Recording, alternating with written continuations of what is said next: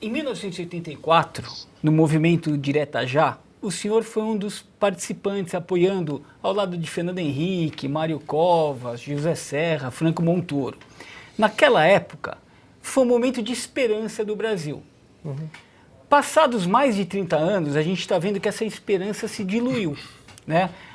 O que fez essa esperança se diluir nesse momento que a gente está vendo o ex-presidente condenado à prisão e todo esse movimento do Supremo? O que fez essa esperança se diluir? Bom, na verdade, nós chegamos ao modo de organizar a sociedade que alguns escritores dizem que foi como que tropicar no milagre, que é a união de três coisas: o capitalismo, que é o livre mercado, a propriedade privada, a valorização do mérito, o Estado que fique do tamanho adequado, que não se intrometa na economia, que é o capitalismo, com a democracia, né, que é o ideal, e valores cristãos.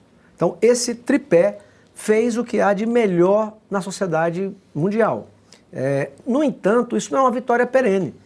Você veja a Venezuela.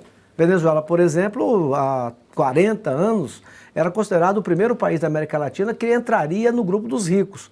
Hoje é um país que as pessoas fogem de lá, vão embora, acabaram com o país. E ainda é o país que tem a maior reserva de petróleo do mundo. O próprio Estados Unidos. Imagina que a Kamala ganhasse a eleição, ao invés de Donald Trump, totalmente veiculada à agenda de esquerda, à agenda woke mundial, globalista, ela podia ganhar a eleição.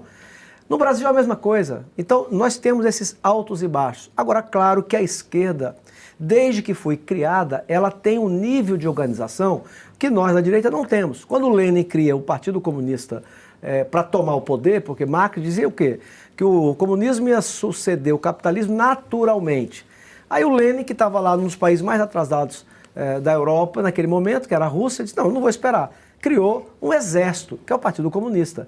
Então, isso vem desde o começo e todos os partidos de esquerda ainda se espelham e têm o seu funcionamento baseado lá naquela criação. No Brasil, eles fizeram há 50 anos. Eles estão há 50 anos tomando conta das universidades. Formaram a esquerda, principalmente nas públicas, que depois foram fazer a cabeça dos filhos da gente e foram ocupando os espaços. Quer dizer, quando o Lula vence a eleição em 22, é bem gramsciano, já estava ocupado a mentalidade.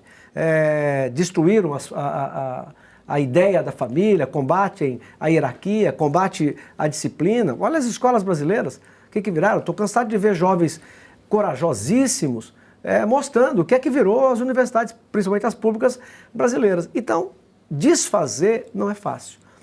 O Bolsonaro, ele é o cara como ninguém que se colocou contra o sistema. Veja, ele já se elegeu e um monte de gente até hoje não aceita. Ele se elegeu num partido inexistente, sem um deputado federal, tinha um federal, sem tempo de televisão, sem palanques regionais. Ele fez um link direto com a população, porque ele foi o primeiro candidato que teve coragem, a lucidez de se contactar com o povo brasileiro e dizer o que ele é. Nós somos conservadores. O Brasil é um país conservador. O Brasil não quer saber de bandido assaltar, matar, estuprar e estar solto no outro dia. Então ele fez esse link direto com as pessoas. Ele governou, veja, não tem um escândalo de corrupção envolvendo o Bolsonaro. Se o Bolsonaro tivesse dado conta de sumir com uma caneca dessa, o mundo inteiro já sabia. Alguém foi vasculhado mais do que ele e o sistema não aceita.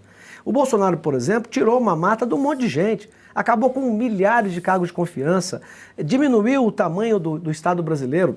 Por exemplo, você tem Itaipu, por exemplo, ela financia, ajuda a bancar um monte de esquemas. Inclusive a COP, agora bancada com dinheiro da Binacional. E outros esquemas. Parentes de pessoas muito importantes que ganhavam muito dinheiro ali dentro foi cortado pelo Bolsonaro. O dinheiro que a Rede Globo, por exemplo, era acostumada a ter, passou a não ter mais. Então, o sistema, o que hoje nós assistimos, é o fim, eu já disse, de uma farsa, porque não teve tentativa de golpe de Estado no Brasil, é simples assim. Agora eu falo isso, mas o ministro Fux disse com toda a capacidade que eu não tenho, mas ele disse aquilo que nós viemos afirmando ao longo de todo o tempo. Então, é a luta do sistema para tirar do processo eleitoral o maior líder da direita de todos os tempos e da América Latina, que é o Jair Messias Bolsonaro.